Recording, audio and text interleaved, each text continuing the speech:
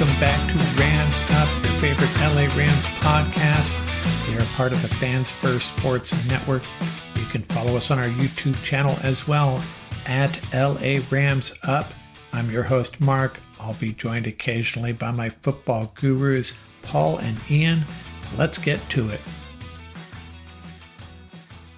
Rams Nation, welcome back to another edition of the Rams Up Roundtable. This episode is Keys to Victory, Divisional Round of the playoffs against the Philadelphia Eagles. We'll be covering tons of updates on our roster, Keys to Victory, Rams versus Eagles history, their roster as a whole, and some other fun stats. So please share, like this video with all your fellow Rams and football fans out there, and this podcast as well. We appreciate everybody tuning in on the audio side of things. And dang it, I'm excited for this matchup. And gentlemen, here with me, I'm Ian. That's Mark. That's Paul, everyone. How you guys doing? Doing good. Good times. I know this is going to be a tough matchup, but we just got to enjoy it. Rams have a shot here. Yes, they do. In the words of Andrew Whitworth, who talked to friend Jake Ellenbogen recently, he thinks we have a great shot. And I'm kind of feeling the same way. What about you, Paul?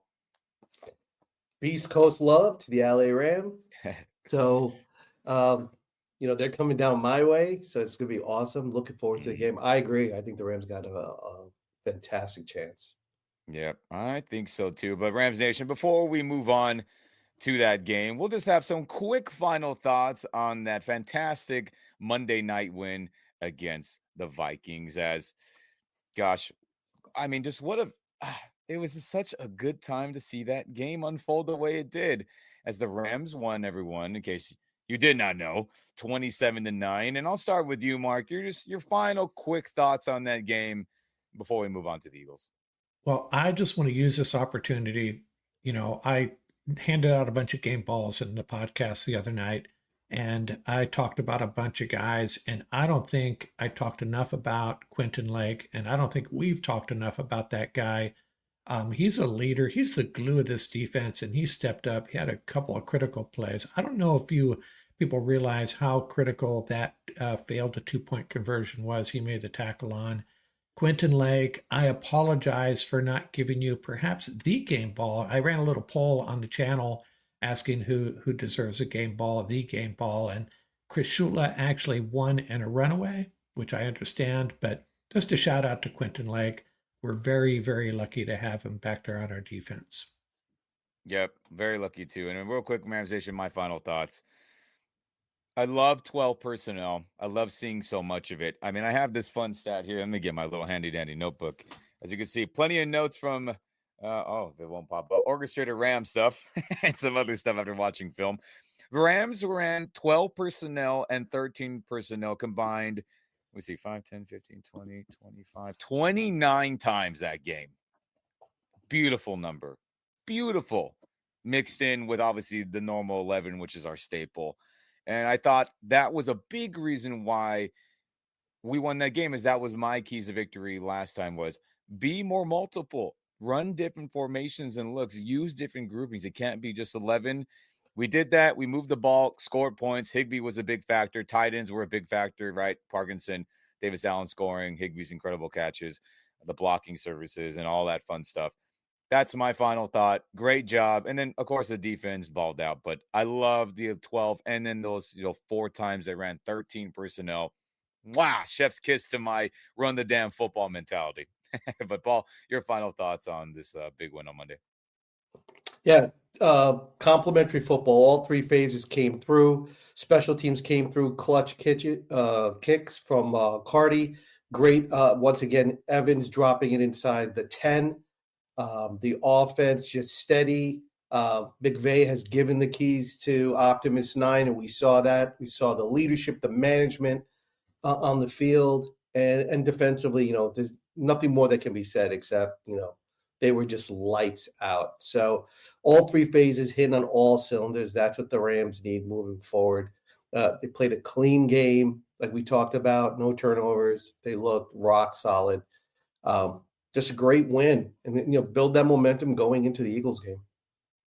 Yep, build that momentum. And with that said, Rams Nation, we'll turn the book just like the players, just like the coaches and the whole Rams organization. One And we're on to Philadelphia, as now Rams at Eagles, divisional round playoff matchup, round 2 of this beautiful tournament. January 9th at 12 p.m. Pacific time for all you West Coast LA guys out there and gals, and 3 p.m. for all the East Coast or the Beast Coast, like Paul likes to say, for anyone rooting out there on that side of the country. Rams now 11-7, counting that Monday night win, the four spot. Eagles 15-3 after winning their matchup last week, the 2 seed in this national side of the bracket. But before we get into all the nitty gritty with that, Rams Nation, we have to get into your favorite time of these breakdowns and these keys to victory. Paul's Power Blocks, number 2, as we advance into the second round here. So we'll pull that up, and Paul, take it away, dude. So we have to start with the caveat we were just talking about the weather reports. A lot of this is going to go out the window because it looks like the weather's going to go south, but that's and real okay. quick, let's pull that up then before we get into Let's all do this it. then. So Rams Nation, the weather is going to be crappy for a West Coast team to go out there, as it is projected on that Sunday the 19th, as we have a great in-depth forecast here. Everyone tuning in on YouTube, watching the video, thank you very much. 37 degrees, so a colder temperature, as I believe the Jets game was in the low 20s, just to give you a comparison of the difference in weather. Almost 20 degrees cooler. Good news. So real feel will be closer to 32 with all the wind chill and all that. Wind gusts at 21 miles per hour projected. Humidity 66 because of it being cold on the eastern seaboard at this time, wintertime. And then probability of precipitation, meaning will there be snow or rain or the slushy rain, which is, I've experienced, that sucks too. There's a high chance, Rams Nation. And obviously rain, precipitation, snow, all the different depth in inches. Cloud cover, it'll be there, of course, because of the rain factor. Visibility will be on the lower tier because of all that. So we're going to get a wet and cold game, Rams Nation. Ugh. We'll see how we handle it as Paul unveils all the keys to his building blocks here as we go back to that now. Yeah, and that's the perfect segue, because either way, we're going to discuss right afterwards how it's going to play out for the Rams. Is an advantage, disadvantage, whatever it may be. So, just starting right off the bat from our win-loss indicators, we had identified time of possession, the red zone TD percentage, and the turnover differential. Obviously, the TOP is misleading because of the way the game played out. The Rams were firmly in control, probably from, in my opinion, from the second quarter out. Right. I don't know. That's just the way I saw it. You could see that they pretty much had the momentum, and the way they were playing, it was so efficient. It was so on the money. They were dictating the tempo. So the time of possession is a little misleading, but they were down 4 minutes. But take a look at the red zone. Like we said, it's got to be 50% or better. Bingo. There you go. 2 out of 4, 50% on the defensive side of it. Minnesota had 1 trip into the red zone, 0 for 1. Look at that. Fantastic. So we said that is going to be huge for the Rams. And just jumping ahead to Philly, that's going to decide the game. That statistic right there is going to decide the game. It's that simple. Look at the turnover differential. This is the type of Ram football that's winning football. They're on the plus side. They were a +2. There you go. So if you take a look at the 3 metrics we said for us that are going to be primary, 2 of them came out of the Ram favors. In all honesty, TOP, honestly, if they had to go for 4 quarters, they probably could have churned it out and probably added another 8-9 minutes for sure. And just to segue now into the Eagles versus the Rams, MJD, shout out to MJD, shout out to Andrew Whitworth, because I agree with them, and I know everybody in the Rams Up crew agrees. I think the Rams are a much better team than everybody is giving them credit for. All right. So people can say whatever they want about Minnesota. Minnesota only lost to 2 teams all year, the Lions and the Rams. Okay. That's the bottom line. So I think the Rams match up much better against Philly than at first blush. I just put on top of one another some comparisons of the Eagles and the Rams, the statistics. So if you take a look at this, on the top is Philadelphia, and on the bottom are the Rams. Let's take a look at the metrics for example. Obviously, we know Philly's all about time of possession. They hold the ball, they keep the ball, they want the ball. And doesn't surprise us that, right? They're at 32 and change. Look at the Rams. The Rams improved towards the latter part of the year. They got it up to 29 minutes, right? Slightly under that 50-50 mark. Okay, but we could definitely see Philly definitely has the advantage there. But take a look at these red zone numbers. I was surprised when I looked at the Eagles' red zone numbers. Look at their TD percentage, 56%, pretty good. Look at the Rams right there, 52%. Look at the defensive side of this, 49% with 49%, right? Much closer. Honestly, I thought it was going to be very, very different, but it turned out to be rock solid even, right? Interesting. So I think that's the story within the story. It's like, if you look at the season, it's a totally different story, but we're not in the season anymore. We're in the playoffs, and it's a totally different narrative. If you take a look at the turnover differential, take a look at the Eagles, plus 11, that's a great number. When you're in double digits in TO differential, that's a great number. Rams are right there at 0.6. The Rams have done over the last month and a half an exceptional job at eliminating turnovers and generating takeaways. And that trend, we saw that in Minnesota.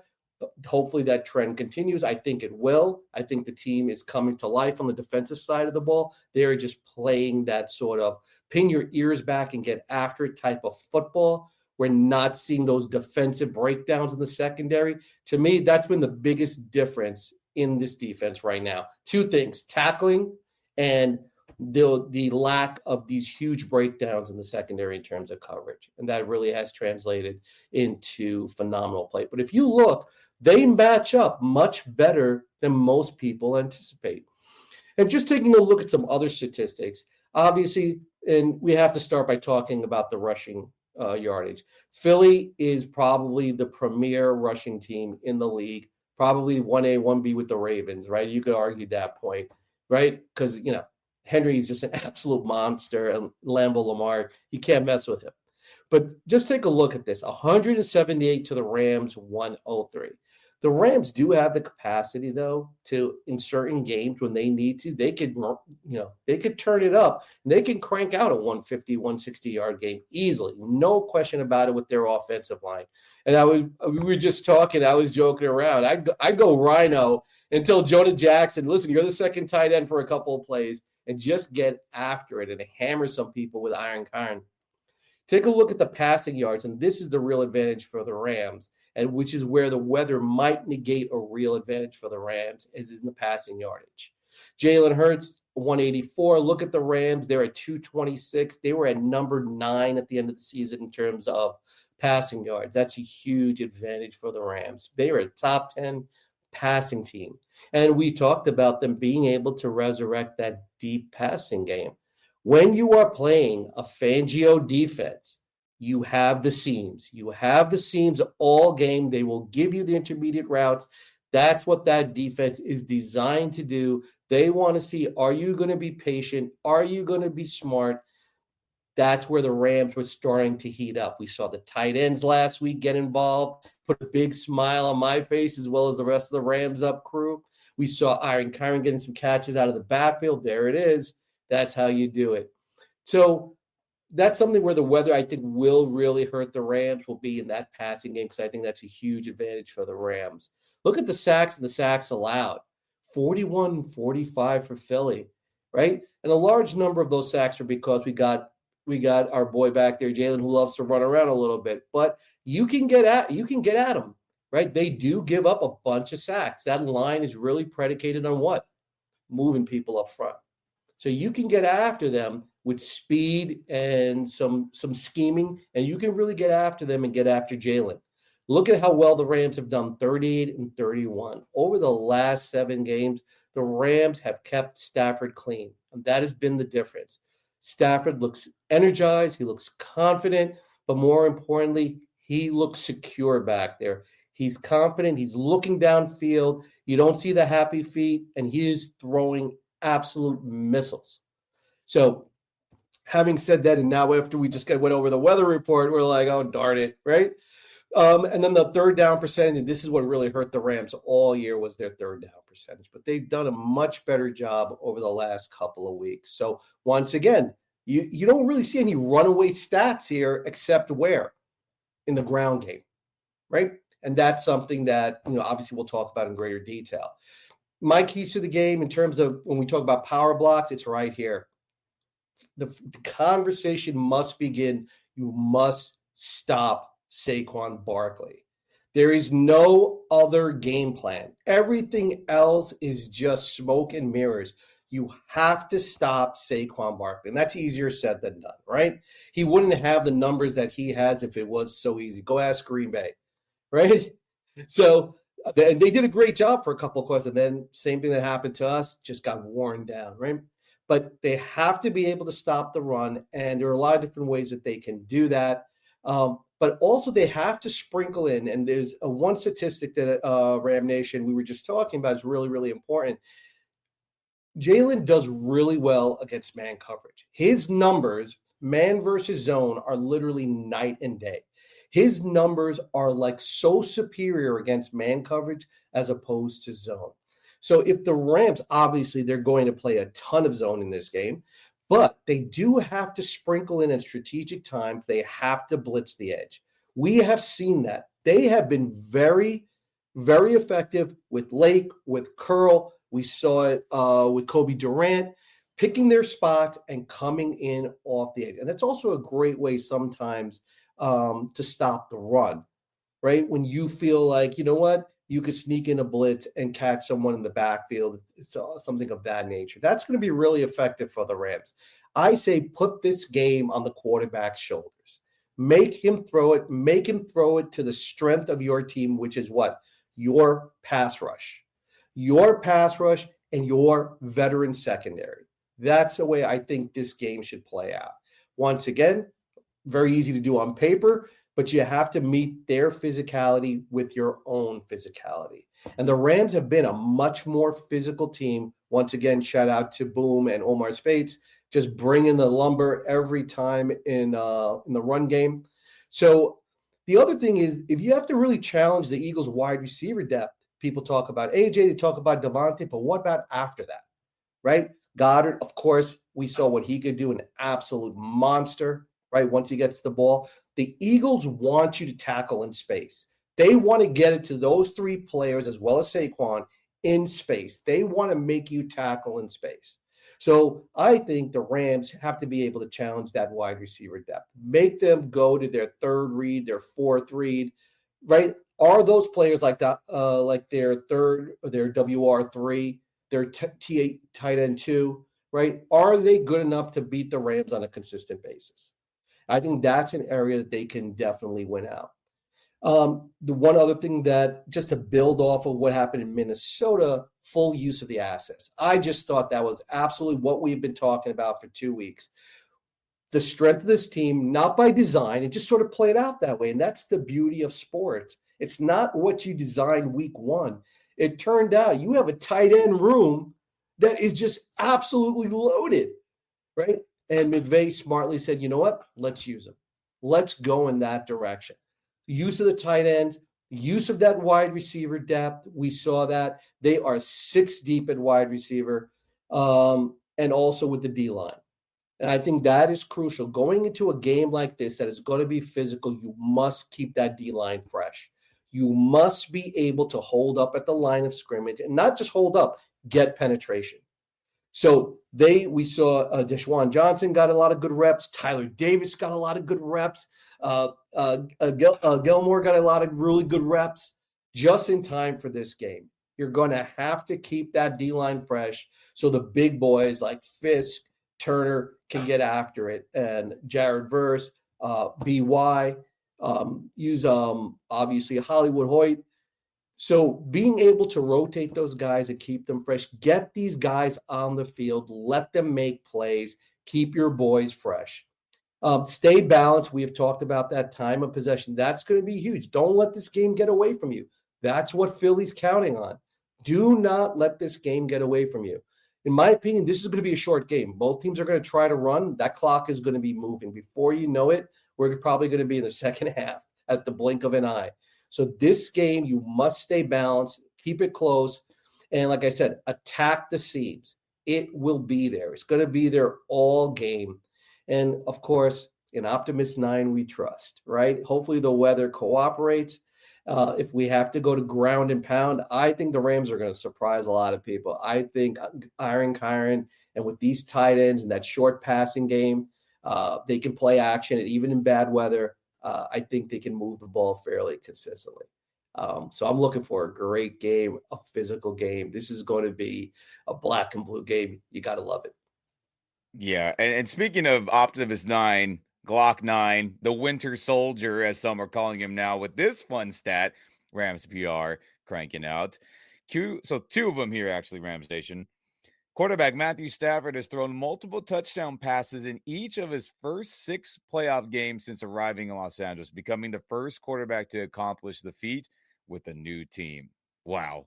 Since 2021, Stafford has a 19-3 record from December to February. His .864 win percentage is the best among all quarterbacks all time. I mean, wow. That is amazing. I mean, dude is a baller, and we're so glad he's our quarterback. Hey, Rams Nation, please mention Kevin Demoff and anyone else. Re-sign this man if he wants to play, of course, which he said gazillion times. He wants to continue playing. Figure it the hell out. Anyway, with that said, golly. And he has experience in the bad weather because remember, I played in that division in Detroit, right? So he's used to going to like Chicago and all these different places to play. So that's going to be this is not something that's new to him. So he truly is the Winter Soldier. He is the Winter Soldier for sure. And before we get into some other good keys and go even more into depth with this Eagles matchup coming up, we do have some Rams roster/injury updates, as we all saw Tyler Higbee go down in that game with a chest injury. It still hasn't been unveiled to the public exactly what happened. But McVay did say he was coughing up blood on the sideline. They did have to yank him, send him to the hospital, as we did talk about in the post-game reaction. But McVay says he does anticipate Higbee being ready to go for this game against Philadelphia. So hopefully it is nothing serious. It sounds very similar to what Kobe Durant had in that Buffalo Bills game, where he was also coughing up blood. He had like a lung contusion, a lung bruise. So that kept him out, a game for Kobe. Hopefully that's not the case with Higbee, as we all saw him in 12 personnel getting all the crazy catches and route trees for a tight end. Hopefully he's okay. Hopefully he can play in this game. That'll be a big deal if he does or doesn't. Then Bobby Brown, Alarg Jackson dealing with stuff from the game, as nobody practiced for the Rams today, as they gave everybody off. So those are things that were on the injury report. And then Ahkello Witherspoon, who got yanked from that Monday night game with a hamstring injury. That's another big one. He's a coin flip in the air. I mean, those hammies, as we know, Darius Williams was on IR because of that, on and off to start the year, starting from the offseason. Cooper Kupp had IR stands due to hamstring stuff, and other players you can think in recent memory, Rams Nation. So not great that that's the thing, but we'll see how serious it was. What grade is it, right? 1, 2, or 3? Hopefully it's on the 1 tier, maybe even a 0.5. I know it's not real, but you know what I mean. And we're hoping our guys are ready to go, because we're going to need all hands on deck for this Eagles game, right, Mark?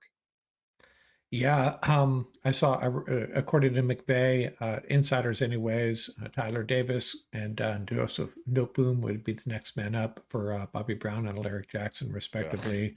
And Kobe Durant, he would have to step up, obviously. I feel a little bit better about that.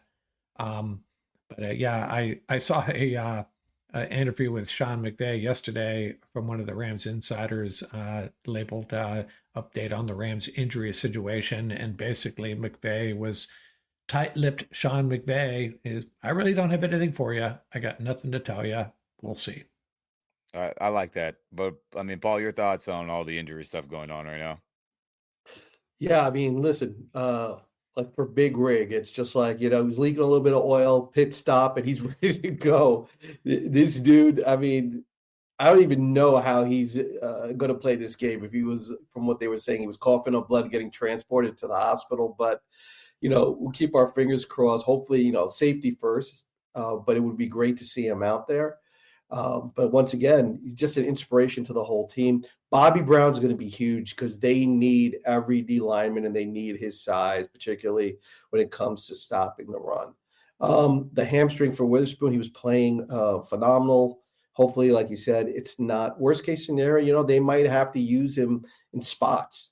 right? Just to get through the game, right? If he's ready to go, and just so that he doesn't fully injure himself. But like we said, that champagne problem now is coming to bear, right? So that's the advantage, that depth. You can never have too much depth. And in this case, Durant might start. They might sprinkle a Witherspoon in certain situations. But once again, being able to bring a veteran off the bench, huge, absolutely huge. McVay has always downplayed everything. He said the Alaric Jackson situation is not a big deal. He'll be fine. But always you get that's McVay speak, and then we find out like Alaric Jackson, is out for the season. So we'll see what happens. We'll keep our fingers crossed until Friday and Saturday. But I just think like getting a Higbee on that field, just even getting him on the sideline, even if he doesn't play, is just going to be so important for the Rams, because right now he is like their inspirational leader, right? I think they're really looking to him and looking at him because he does really embody this entire season for them. Yeah, all these guys need to be ready to go. We cannot have any of them miss time, as it'll be incredibly detrimental to our possible chances of winning this game in cold weather on Philadelphia on Sunday afternoon. But oh, baby, Rams Nation. Rams versus Eagles divisional round playoffs on that Sunday afternoon game here. Afternoon game on the East Coast as well. As I think it's important to go through really quick what the hell happened in that Week 12 Sunday night game when the Eagles absolutely smoked us 37-20. As I was there at that game, I'm hoping for more of the game in my background photo where Higbee had 3 touchdowns back in 2020, not an ass kicking on prime time or for the nation and the world to see like we saw earlier in that game. So real quick, Brendan Graham kicked our ass. N'Kobe Dean kicked our ass. A.J. Brown kicked our ass. And both sides of the trenches overall kicked our ass, right? Eagles O-line bullied us. Eagles D-line bullied us. Other than Nakua going off, our entire wide receiving core and tight end core just got absolutely locked up. Kyron fumbled twice. And then who can forget this by Saquon? Saquon Barkley torched the Rams in their regular season meeting from 33rd team, who always has good stats and runs different social media accounts. 255 rushing yards, Rams Nation. 302 total scrimmage yards. So that means from receiving and catching, not adding any kickoff stuff. 302. 9.8 yards per attempt. 156 yards after contact. 2 touchdowns. And that is the highest total of any running back, any player this entire 2024 season, with the 255 rushing yards and then the total 302 scrimmage yards. It was absolutely a brutal ass kicking on both lines of scrimmage. Me and Paul and Mark, we all look back at that film from that Week 12 matchup. It was horrible. I mean, we got embarrassed. Everyone got shoved around. Obviously, Rob Havenstein did not play in that game, as Warren McClendon just got abused along with all the other O-linemen, let's just be honest. And then our D linemen just got abused as well by their O-line.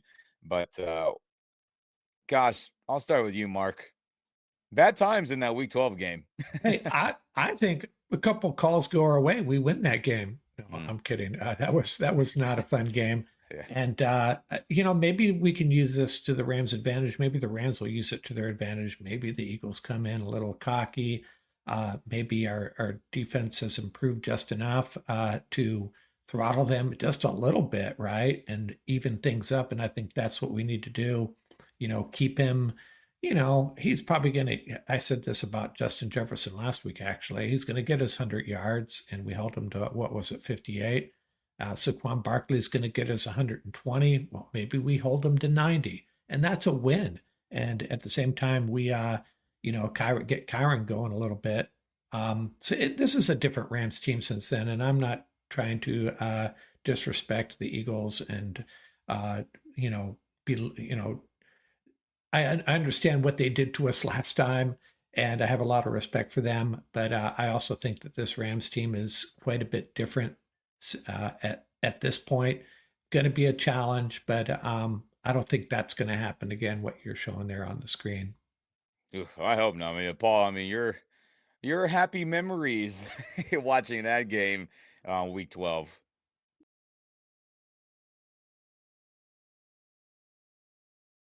Yeah, I'll be honest. I couldn't get through the fourth quarter. So, yeah, it's time for the Rams to exercise those demons, right? That was a tough game. That was actually a tough stretch of the season, also for the Rams when it came to run defense. But they're much more physical. One thing I will definitely say about this defense right now, they are playing at the height of their physicality all season. You haven't seen this level of physicality from the secondary, the linebackers, especially up front. So that's fantastic. So I think it has a lot to do with also the mind space. Like, sometimes it takes time for teams to realize their identity, who they are, and yet, you have a couple of young players on this defense that are starting, like obviously Jared Verse from day one. He knew he was physical, but how to use it in such a way that he can be productive and not compromise the entire defense. That's something he's talked about, and particularly when you're holding the edge. Same thing with BY. The inside linebacking has improved dramatically. Safety play has improved dramatically. But the thing with Saquon is he's such a talented back. So you try to stifle him, on the ground, they'll give it to him in the air. Right? They'll run screens to him. They'll run wheel routes to him. He is so dangerous when he runs those wheel routes. I mean, if he gets one, it's gone. He's gone. There's nobody catching him. So that's the thing about it. Like, you really have to have all 11 knowing where 26 is at all times. So you had mentioned Captain Lake. So that's going to be key. Guys on defense being able to call it out, be aware, get everybody lined up properly, make sure the Rams are gapped up from the beginning of the play, being able to react to motion properly. That those little things are where you can get beat by a player like Saquon Barkley, because he will find the cutback lane, he will find the open gap, he will find the busted coverage, and then it's a quick six, and that's not what you want. Make them go the length of the field. It's okay. They want to run it. Make them go the length of the field, and that's okay. The Rams have enough offensive firepower that they can, score with any team left in the playoffs. That's my opinion. That's not the issue. The issue is, can they make teams earn every point? If they can do that, the game is going to shift in the Rams' favor. Yeah, no more of a Saquon career day or any Eagles, any all time. We don't need any of that. As again, Rams Nation, we got smoked in that Week 12 matchup, 37-20. So no Devontae Smith that game. He will be playing this game, but no Nakobe Dean this upcoming matchup, as he played last week and killed us a bunch. So let's wipe that from our memory and on to new matchups and hopefully better outcomes for sure. As we'll get into this Eagles roster immediately and who are the people we need to worry about as we start with the offense here, Rams Nation. We have A.J. Brown, who Darius Williams in our past coverage just had no answer for. Quinn Lake couldn't cover him. Darius Williams couldn't cover him. It was a bad day. Then you have, in my opinion, I think we all agree, as we were talking about it earlier before we started the show here today, that this is the best O-line. We said that in week 12. We said it again here in our pre-show meeting. I don't even think it's debatable. I know people are like, oh, Lions and other. No, this is the best O-line in football. Jordan Mailata, Landon Dickerson, Cam Jurgens, Mekhi Becton, the former Jet reject, who's fantastic. Lane Johnson, probably a future Hall of Famer. Dallas Goedert at the tight end spot, who's a part of that O-line in the running surface. And then the other receivers, of course, Jahan Dotson, traded from Washington to the Eagles. Devontae Smith, who did not play in that Week 12 matchup, he'll be back. Saquon Barkley, we already talked enough about him. And then Jalen Hurts, who we just could not get any pressure on or could not run him down. It was very unfortunate in that game. So I'll start with you, Mark. Your quick thoughts on this Eagles offense. I know we talked about Saquon a bunch already, though. Yeah, three of these guys on the offensive line named to the Pro Bowl. That says it all there, right? And we saw Dallas Goedert with the double straight arm last week was pretty impressive. But yeah, it's a very, you try to identify the weak unit, offense and D. We'll get to the defense later. There really isn't a weak unit here. that offensive line, especially, that's probably should be our biggest concern here. Yep. Yeah, a bunch of ballers on this side of the ball, Paul. I mean, this whole line though, dude. Ugh. Yeah, well, listen, if the Rams want to be the champs, they're going to have to be, the best. So right now, this O-line is probably the most physical O-line in the league, right? But it's hard to argue that point. And the Rams have to match that physicality. There's no doubt about it. This game's going to be won and lost like the old days, man, at the line of scrimmage, right? No matter what anybody said, that's where it's going to be won or lost. The Philadelphia's game plan is going to be very simple. And like Mark said, they probably have that burnt into their gray matter. They're like, oh, you remember when we rang up 300 yards? That's where they're going to come in. They want to replicate that. So, the Rams have to be able to match them, shot for shot up front. And like I said, the physicality of the D-line is going to be absolutely essential. The outside backers have been absolutely monstrous, right? With Verse and BY and Hoyt. Got some great reps from Keir Thomas. That's going to be huge as well. Got some great reps from the interior linemen like Tyler Davis. They're not just backups; they're giving us quality of playing time. So it's going to be a great game. It's going to be an absolute great game. If you take a look at this offensive unit, you have to play. You're going to have to bring your A game, and I think this is the type of game that's going to be really, really good for the Rams because it's going to challenge them. They're in a good headspace right now. I think it's going to help them maintain focus. I don't think you're going to see any letdown. I hope not, because dang it, they absolutely abused us last time, as we mentioned earlier. And then flipping to the defensive side, as there were some moments where we were able to get points on them, but this Fangio-led defense, who, again, let's just call it what it is and be honest about it. Sean McVay worships this man. He does. He does. There's been interviews and stuff where they've questioned about defenses. He always brings up Fangio. And of course, we hired and continue to hire guys that run the system to some fashion or another. Very zone heavy, very match zone heavy, sprinkled in with obviously other things that every coordinator brings their flavor to a defense. But with this, group being coordinated by Fangio, fantastic group. Nolan Smith is now starting in place of an injured Brandon Graham, who tore his triceps in that game against us in Week 12, where he just absolutely obliterated everyone on the O-line. Well, he won't be around, but Nolan Smith, who's been playing really good, is thrusted into the lineup, as you will see Bryce Huff and others. Jordan Davis, Jalen Carter, Milton Williams, all bulldoze our O-line in previous matchups. Then we have Josh Sweat, of course, rotating in. No Nakobe Dean, as he blew out his knee in this last wild card game. That's unfortunate, as I assume Oren Burks will have to step in.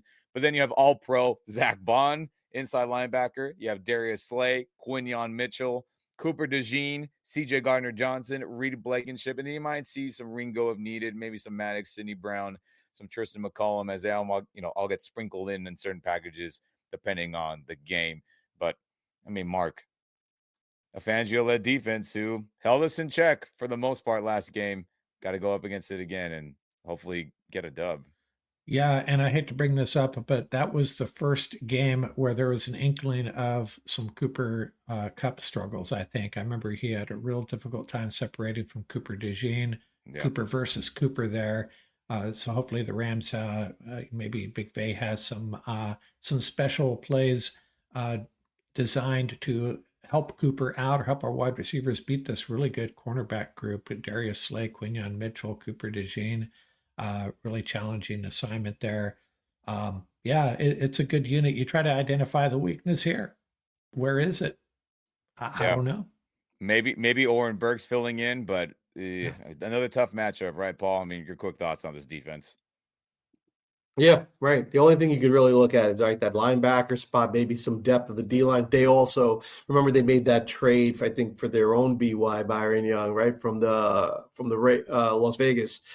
They just activated him, so that's interesting, right? They know that they want some D line depth for this game, so I wonder if he'll be activated for the game.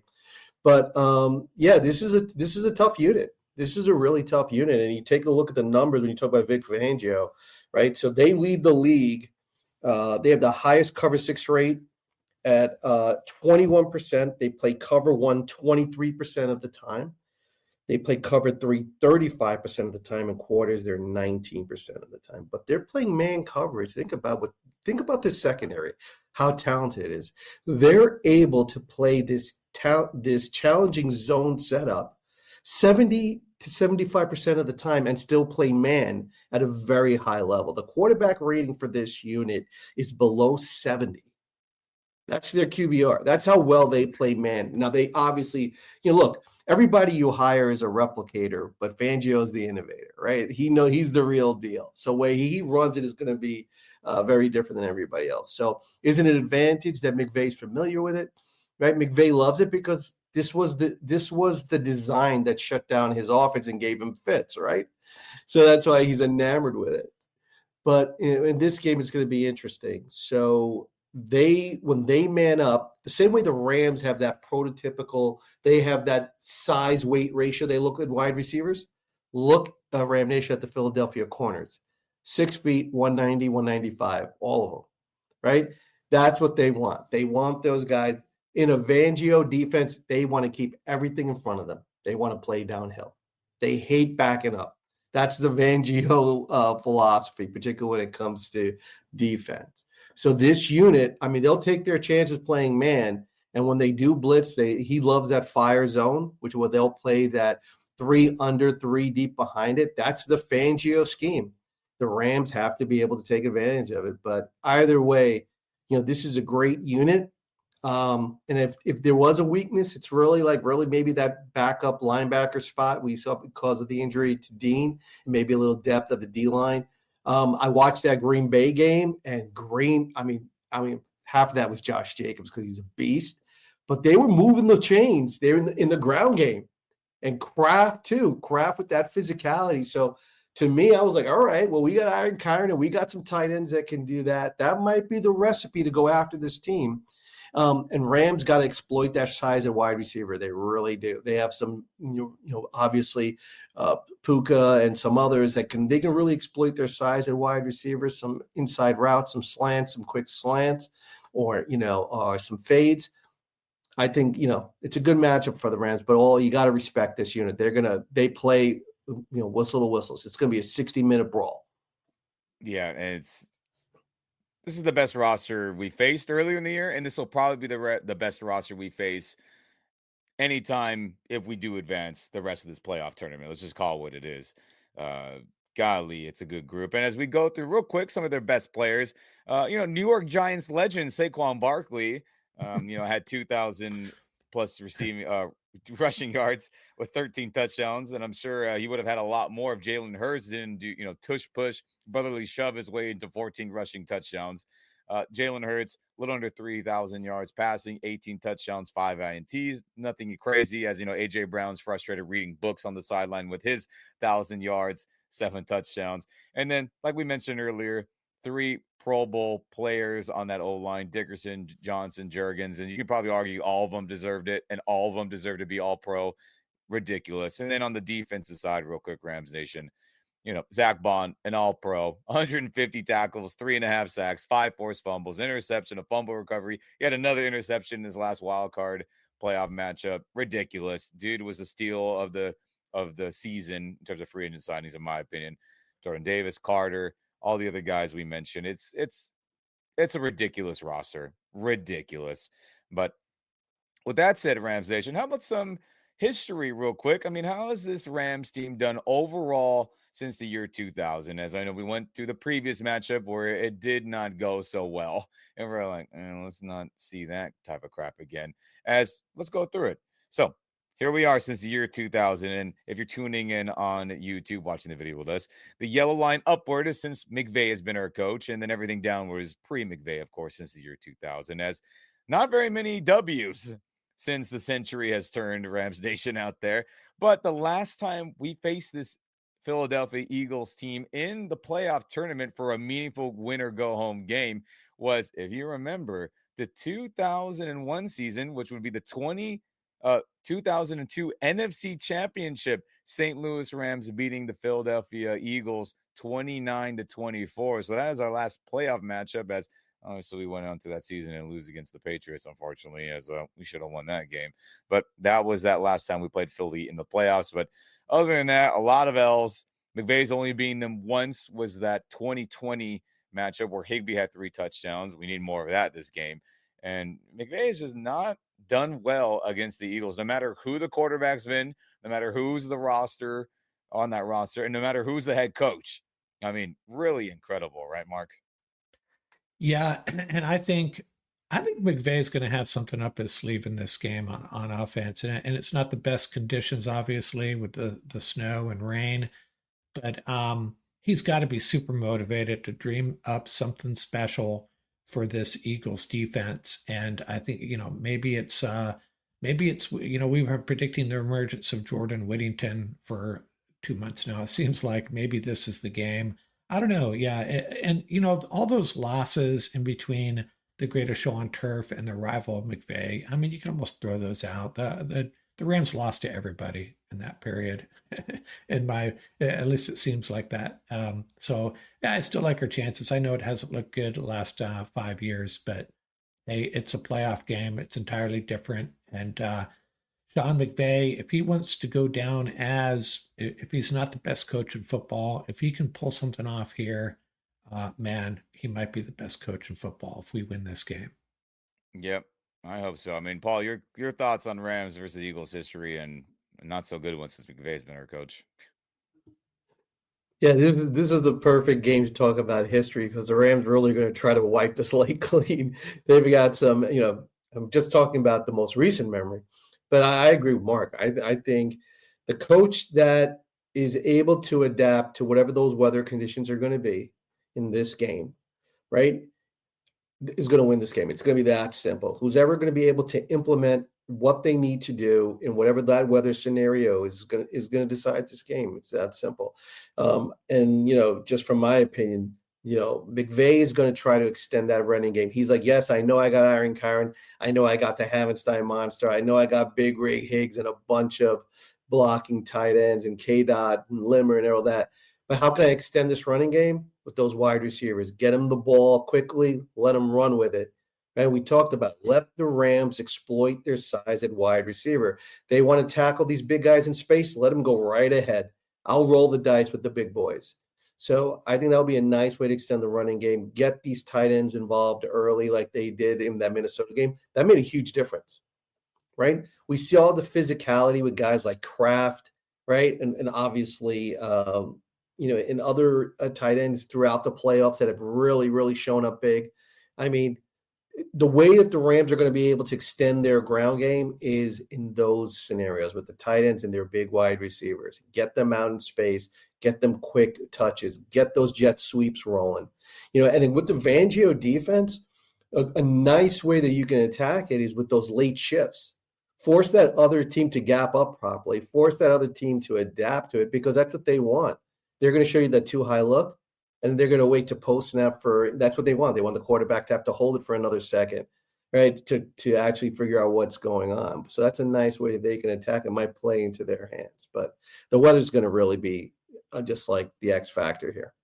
Yep, it will be. And oh man, I mean, a fun stat about McVay on the East Coast, other than Philadelphia for the most part in his 10 years, playing them. Hey, at least McVay's 17-9 on the Eastern time zone. That benefits us. He has not just a little bit over 500, he has a massively almost 2-to-1 ratio with winning on the East Coast. So that's good news for us. Hopefully that continues. Again, as the last time he was out there in Philly, we smoked them on that 2020 COVID year. Again, Higbee having 3 touchdowns. We need more of that. I'm going to talk it into existence, Rams Nation. But with that said, let's talk some keys to victory, gentlemen, even though I know we've done a bunch already, but let's get to the nitty gritty of it. And I think it's important, real quick, just to recap here. The Eagles, their only losses are to the Falcons. When Saquon dropped a game-sealing little easy catch into the flat, they would have beat the Falcons for sure on that primetime game. They had that week 4 loss against the Bucs, as the Buccaneers seem to be their kryptonite the last handful of years for whatever reason. Week 16 against the Commanders, where, Jaden Daniels came back with them after Jalen Hurts got hurt. I think it's important to mention that.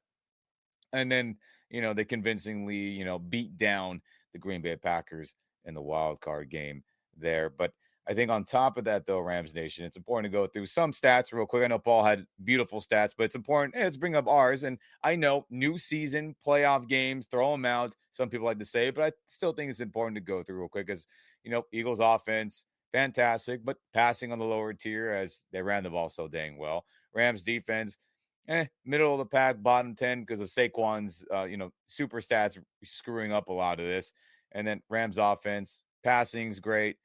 Rushing should be better. Hopefully will be better going forward. Points per game on the lower tier with everyone hurt. And then Eagles defense is a top 3 unit, arguably number 1. I think they're the best unit in football. Yeah, but we move on and we hope for bigger and better performances other than what we got earlier in the season. But let's get into it, gentlemen. And I'll start with you here, Mark. What is your key to victory? Offense, defense, and special teams, of course. Well, I think to me it's kind of obvious, and we've been talking about it. The Rams have to be successful moving the ball on the ground. I think they also, now, how do they do that? They got to be a little creative. I still want to see Jordan Whittington get some touches behind the line of scrimmage. I don't care if it's a sweep, a jet sweep, screen plays, even hand the ball off to the guy. I don't care. Get him the ball. He could be a real difference maker, but move the ball on the ground. And I think, we'll take our shots with the passing game, obviously. And then obviously can we limit to Barkley to, I don't know, somewhere around the century mark? That would be a win. And on special teams, I'm kind of concerned about Cardi in cold weather. I'm really happy with what he's done so far. Ethan Evans, I'm not concerned about him. Hopefully Cardi can come through if the weather is, but I don't think the Eagles kicker is anything special. And then of course you have, our return game's been pretty good. It hasn't been no splash plays recently, but we could do some damage there. Xavier Smith, Jordan Whittington in the return game. Again, on special teams, you see what happened on the opening kickoff there with Green Bay. You just don't want any devastating plays, no destructive plays. Keep it clean, run the ball on offense, slow down Barkley, and hopefully we get a couple breaks along the way. Yeah, but that's my hope too. And then Rams Nation, my quick keys to victory. I think it's pretty damn simple. Again, real quick, let's just flash this for anyone who didn't pay attention earlier. Weather's going to suck. Don't expect some high flying Matthew Stafford's going to be chucking all over the yard like he was on Monday in some other games this season. Very, very unlikely with a wet football being the case. So, unfortunate. But I think what's going to be key in this game offensively is to control the clock. You have to hold on to the football more than the Eagles. You just have to. It has to be that way. Kyron has to be able to get 25 or more carries minimum. And then on top of that, not fumble the football. Fumbled twice in that prior Eagles game we talked about earlier. And then had a fumble and an almost fumble in this Monday night wildcard game. So I love Kyron. Iron Kyron, as we like to call him here on this podcast network. But dude has to secure the football. And if it's especially wet, snowy, rainy, slushy, whatever the hell the wetness is going to be on that game, is going to be extra important that he holds on to that rock and not give it up. Because if he has a turnover, I mean, forget it. We're probably losing that game. That'll probably end up being the difference in this game if he coughs it up at anywhere on the football field, even red zone, their field. I mean, he has to hold on to this football. And obviously Stafford take care of the football too, but running the ball and I think just being versatile, like I proclaimed last week. We're going to run 11 personnel, 3 wide receiver stuff, but I think it's very important as I grab my notepad here.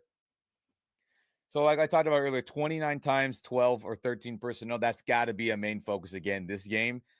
But I think what's also very chin scratching, I wonder how this is going to trend in this game coming up, as Mark did mention that Cooper DeJean was white on white crime in that game as Cooper DeJean locked up Cooper Kupp. And like you said, that was the start of Cooper Kupp's woes and his not separating from cornerback, stretch that hasn't gone any better. Rams Nation only had 1 target, 1 catch in this game this past week. As in that 12 personnel where it's 2 tight ends, 1 running back, 2 wide receivers, 29 times. Cooper Kupp was a receiver on the field only 4 times. So they chose purposely to have Demarcus Robinson or Jordan Whittington play more on those snaps than Cooper Kupp. And I think that's something to keep an eye on, Rams Nation. How much of a factor is he going to be? Because he's going to have some clutch catch when man-to-man coverage is. They're going to say, all right, Cooper, we've been seeing it. If we see it, they see it. Beat our guys, and he's going to have a clutch catch. Of course, DeMarcus or Jordan or Tutu and everyone else too, but that's going to be really key. When DeMarcus is inevitably in with Puka, we know Puka's probably going to beat Quinion and like he did in Darius Slay. Can we win those matchups when it's time? And I think another key is only one jet sweep, one tight end screen, and no running back screens in this last Monday game. That cannot be the case against the Eagles defense this upcoming Sunday matchup. We have to run jet sweeps more often. We have to run screens. Only one, and I know Higbee being out probably really tiered into that being the case, but Kyron can catch, run some damn screens with them. We have to keep this defense honest with everything. Formations, play calls. It cannot be a Matthew Stafford save us day, or we're only going to run up the gut in 12, 13, and other 11 personnel stuff. We have to mix it up. So those are my keys. And then defense. Can you not show up and be like, oh, we're just going to play it? No, whatever they have to do to dig in deep. This is where the mental aspect of football and any pro sport is. You got your freaking ass beat down last time. Show up and say that's not going to happen again. As pro football, as we all know, is I'd say half mental and then half physical. I think those have to blend in this game coming up and be like, we are not going to allow ourselves to get bulldozed again by this whole line and not allow Saquon to have another career day. And it's really that simple, because can you scheme it up like we did in that week 12 matchup where you say we're selling out to stop the run? It didn't matter. We got bulldozed. Can we scheme up to stop A.J. Brown, Devontae Smith, and take away Jalen Hurts' running ability? Sure. But at the end of the day, playing a team this physical, it's about want and willpower. And I think it's that simple. Can this D-line continue their good play from Monday and say, we want it more and we're not going to allow ourselves to get embarrassed? And I think it's really that simple on defense.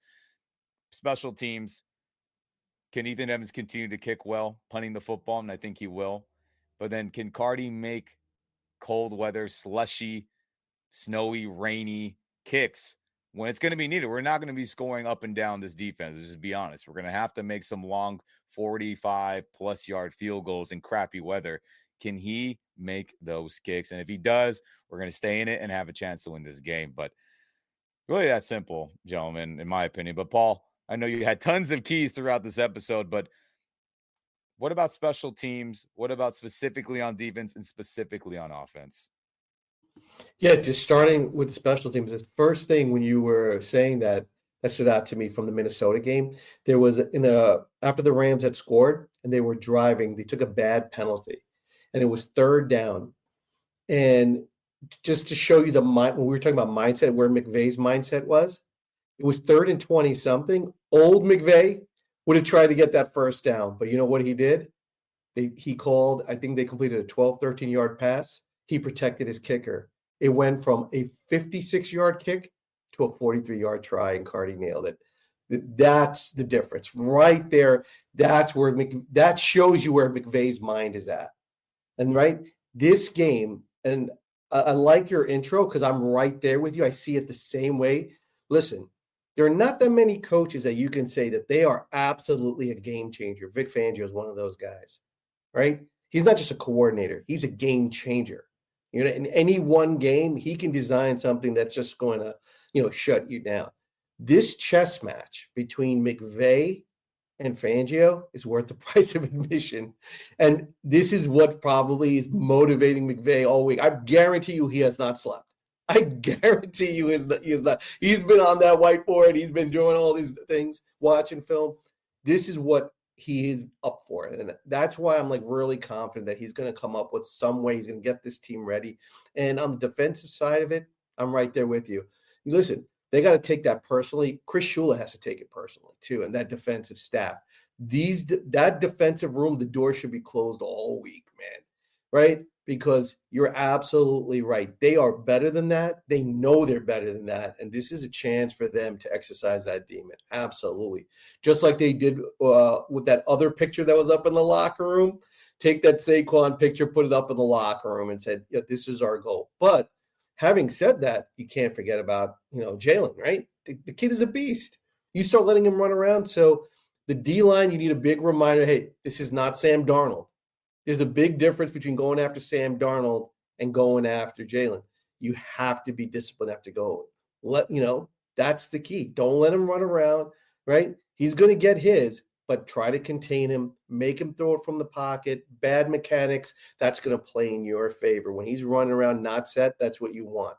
So that's on the defensive side of it. Special teams, you're absolutely right. The weather and the kicker, rookie kicker, kicking in like the worst weather conditions that you could think of is the Beast Coast. Absolutely, right? Sprinkling in a little rain, a little snow, and you know what's going to happen, right? It's going to wind up coming down to Cardi. You know that's what's going to happen. The stage is being set. Right? That's the story. You're probably 100% right. It's going to be what kicker? Because Jake Elliott. I don't mean to interject on your keys here, but their kicker has been sketchy, and it's like which kicker is going to be least sketchy in this game? So don't be surprised if these coaches go for it. That it's not. I wouldn't be surprised if they're even close to smelling the end zone. They're going to go for it. And the offense stays on schedule. Basically is going to be the most productive. It's that simple. These defenses have to be smart. Take your chances. Get the offense off schedule in a bad weather game. That makes a difference, right? That one time you throw them off on first or second down that gets them into a third and long, it's going to kill a drive.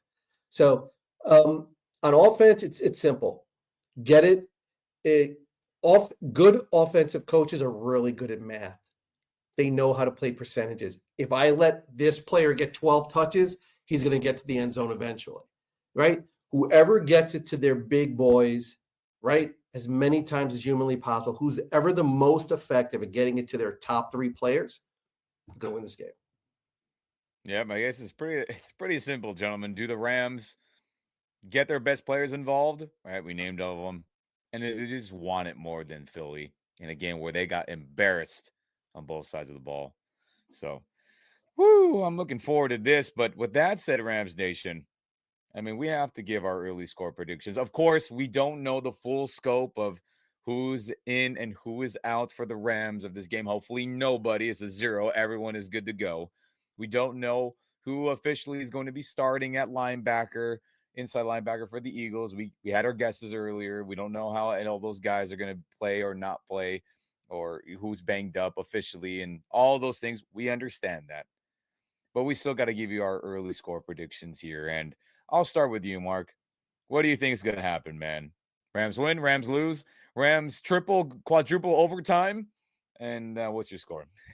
Well, the over-under is 44. I'm taking the under. I think both teams are going to play it relatively safe on offense. It could be a turnover that really swings things in one direction with this kind of weather.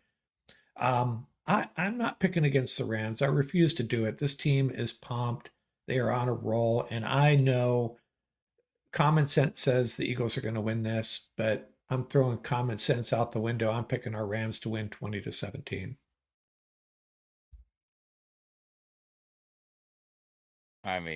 I wish that score would be. Did I leave you speechless there for a second? No, I was just thinking, I was like, I'm going to be stressed this entire game. I was just thinking of your score and how it's like going to be nail biting field goals and all that. I was just like, oh man. Yeah. The way Ram fans should approach this game is we're kind of playing with house money, sort of, kind of. We didn't expect to be here. And we're in a divisional round playoff game with one of the best teams in football on the road in bad weather. Hey, let's hope they can pull it off. But, we're lucky to be in this situation in the first place. Look at it that way. Nah, fair, I get it. But I was just visualizing this low scoring defensive battle. I was just like, man, it's gonna be crazy. But how about your score, Paul? What do you think is gonna happen, man? Quadruple overtime as well? No, I'm just kidding. Hopefully not. So it's like I said, I think it's going to be a short game because both teams are going to try to run it. I'm hoping even if the weather goes south, it doesn't go fully south, right?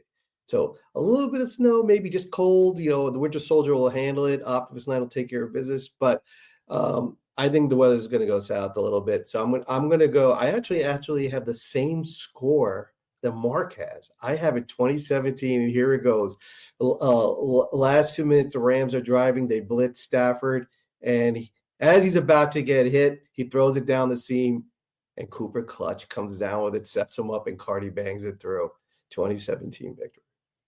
Whew. Well, I'm I not. like it. That's. I'm having the same thoughts, gentlemen, here about Rams only hit 20, but I'm thinking what I talked about earlier. 20-19. It's going to come down to somebody missing a kick. Obviously, I'm thinking maybe Jake Elliott misses the kick there, or misses a PAT, I should say. Just say it, Ian. Just say it. Michael But I think Hoyt blocks an extra point. somebody's got to do something in this. Somebody has to make an insane play, just like Okello strip sack, Jared Verse scoop and score. There needs to be something like that going on, whether it be Hollywood Hoyt, someone on this defense, someone on off. There has to just be something insane go on. And I'm hoping it would be a missed kick, as I predict 20-19 in this, as maybe a block PAT saves us, or a block field goal attempt late, or Cardi makes a late field goal. And it's going to be a stressful game. The weather is going to make it feel even more stressful, as I'm sure we're all going to be watching it together, stressing.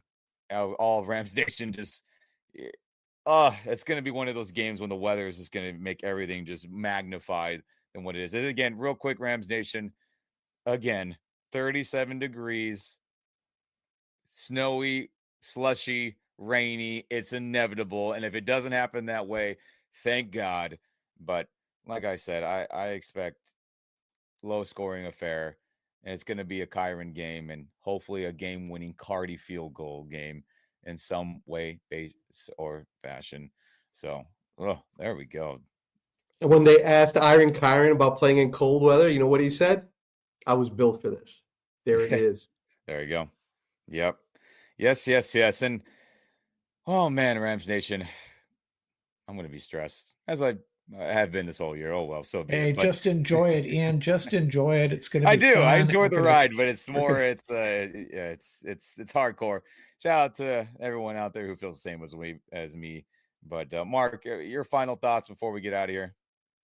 Hey, like I said, man, I find this, yeah, I'll be stressed just like you when the game starts, but I'm going to try to enjoy it and to celebrate this Rams team. Regardless what happens Sunday, the future is bright. Such a young, star-studded defense. We'll have Optimus 9 for another year or two, maybe. A Hopefully. lot of great young players on offense, too. If we come home with a win and get to the Super Bowl, it's just icing on the cake. It's just going to be super sweet because if we can do that, we could do it again next year. And how would that be? That would be where it's a good time to be a Rams fan, regardless of what happens Sunday. Yep. I agree. I mean, Paul, your final thoughts before we get out of here. Yeah, I'm just going to go with what Matthew Stafford said at that locker room speech. He closed it out. He said, and he knows what he's talking about. He said, "Get your mind right. That's it. This team is talented enough to win. They just got to get their mind right, and they will be there." So I think that's going to be the name of the game, and it's coming from Staff. He knows the drill, right? He's an absolute warrior. Give it to your big guns. The Rams have plenty of weapons, just like the Eagles have plenty of weapons. Trust your big guns to get it done. And, love to the LA Ramley. This one's for you. And Yep. one thing that I wanted to share, and sometimes comes down to this: who's got the better coach? Who's got the better quarterback? I'll leave it at that. Ian, show them the trophy. Show them the trophy. Show them what they're playing for. Show Ram Nation what's going down. The CQI index says, JB Long, voice of the Rams, like to say, do you have a good coach? Yes. Do you have a good quarterback? Yes. And then do you get lucky with injury, with people not getting hurt? We got 2 of those. Hopefully 3 of those will be in our favor again this upcoming matchup. And I like our chances based off that solely. But Rams Nation, my final thoughts. May the best team win, of course, but whatever your game day ritual is, I guess whatever you wore for that Monday night game, wear it again, as I will do the same. Same socks, same whatever, same shoes, same hat, same glasses, same jersey, same shirt. just do it, as I am a believer of those things for sports related purposes. As the Super Bowl run, I wore the same jersey and combo of stuff every playoff game and it ended up working out. And I will do the same for this hopeful Super Bowl run as well. As if things do go our way, real quick, I'll share this with you, Rams Nation. It could be Rams at Lions, which I'm sure a lot of us would have no problem with.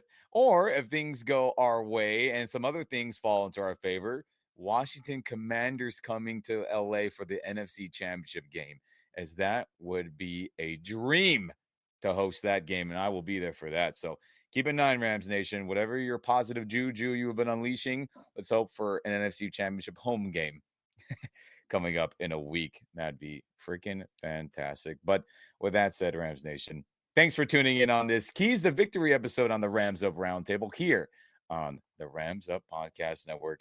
And like, subscribe, share this video and podcast with all your fellow Rams and football fans. We very much appreciate it. But I'm Ian. That's Paul. That's Mark. Thank you very much for tuning in. And go Rams, baby. Right there. Thanks a lot, guys. Right there. Washington, see you at SoFi.